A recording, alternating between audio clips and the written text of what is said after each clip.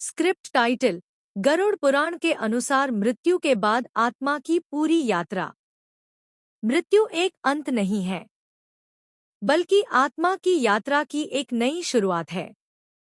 गरुड़ पुराण विष्णु भगवान द्वारा गरुड़ को सुनाया गया एक दिव्य ग्रंथ है, जो बताता है कि मृत्यु के बाद आत्मा के साथ क्या होता है। आइए जानते हैं मृत्यु के बाद आत्मा की पूरी यात्रा।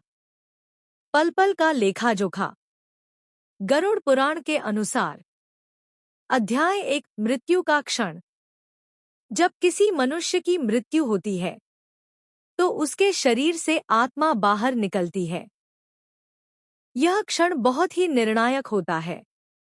जो व्यक्ति संचित पुण्य और अच्छे कर्मों वाला होता है, उसकी आत्मा शांत भाव से शरीर त्यागती है। परंतु पापी व्यक्ति की आत्मा पीड़ा और भय के साथ निकलती है।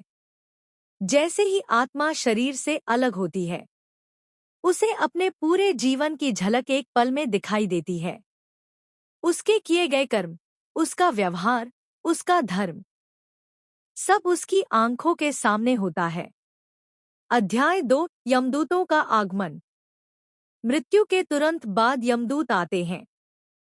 जो आत्मा पुण्यात्मा होती है, उसके पास नरदूत, देवदूत आते हैं। वो आत्मा को आदरपूर्वक यमलोक की ओर ले जाते हैं। लेकिन जो पापी आत्माएं होती हैं, उन्हें यमदूत क्रूरता से बांधकर ले जाते हैं। इन यमदूतों का स्वरूप भयावह होता है। काले शरीर, लाल आंखें और लोहे की जंजीरों से सजे हुए। आत्मा चिल्लाती है, लेकिन अब कोई मदद नहीं कर सकता।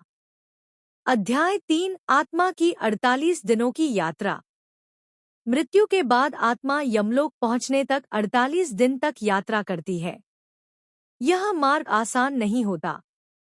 गरुड़ पुराण के अनुसार आत्मा को कई लोकों और बाधाओं से गुजरना पड़ता है।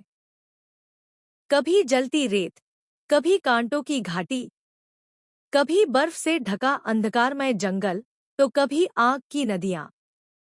इस दौरान आत्मा भूख प्यास, भय, पीड़ा सब कुछ अनुभव करती है।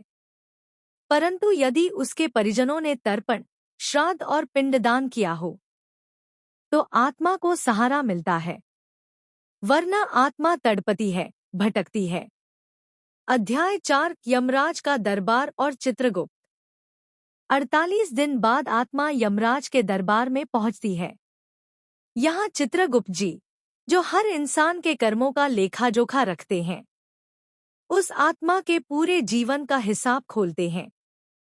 क्या किया, क्या नहीं किया, क्या किया, क्या नहीं किया, किसे दुख दिया, किसे धोखा दिया, किसे प्रेम दिया, किसे मदद की, हर एक पल लिखा होता है। अब आत्मा पर निर्णय होता है, उसे नरक भेजा जाएगा या स्वर्ग। अध्याय 5: नरक की यातना। गरुड़ पुराण में 84 लाख योनियों और 28 प्रकार के नरकों का उल्लेख है, जो आत्माएं पापों से भरी होती हैं। हत्या, बलात्कार, चोरी, उन्हें इन भयंकर नरकों में भेजा जाता है। किसी को उबलते तेल में डाला जाता है, किसी को कंटीली झाड़ियों में दौड़ाया जाता है, किसी को भूखा प्यासा जंजीरों से बांधकर रखा जाता है। हर यातना उस आत्मा के कर्मों का फल होती है। अध्याय 6: स्वर्ग और पुण्य आत्मा। जो आत्मा धर्मपरायण, सत्यनिष्ठ, दयालु, भक्त और सेवाभावी होती है, उसे स्वर्ग लोक प्राप्त होता है। वहां उसे दिव्य शरीर मिलता है। इंद्र जैसे देवताओं की सेवा, सुंदर अप्सराएं, संगीत, अद्भुत सौंदर्य और आनंद, यही उसका फल होता है। लेकिन स्वर्ग भी अंतिम नहीं। जब पुण्य समाप्त हो जाते हैं, तो आत्मा को पुनः जन्म लेना पड़ता है। अध्याय 7: पुनर्जन्म और मोक्ष। पाप या पुण्य के आधार पर आत्मा को नया जन्म मिलता है। इंसान के रूप में, पशु के रूप में या अन्य योनि में। लेकिन अगर आत्मा ने ईश्वर की भक्ति, वैराग्य और आत्मज्ञान से स्वयं को मुक्त कर लिया है, तो उसे मोक्ष मिल जाता है। मोक्ष यानी न पुनर्जन्म, न मृत्यु, परम शांति और ईश्वर में लीनता। गरुड़ पुराण एक चेतावनी है, एक संदेश है कि यह जीवन अमूल्य है। कर्मों का फल अवश्य मिलेगा।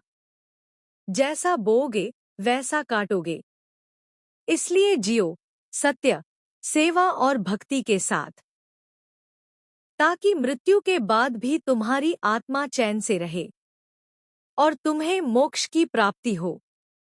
यह वीडियो गरुड़ पुराण पर आधारित धार्मिक जानकारी है। सदाचार से जिए, सेवा करें, क्योंकि आत्मा अमर है और कर्म उसका मार्ग तय करते हैं।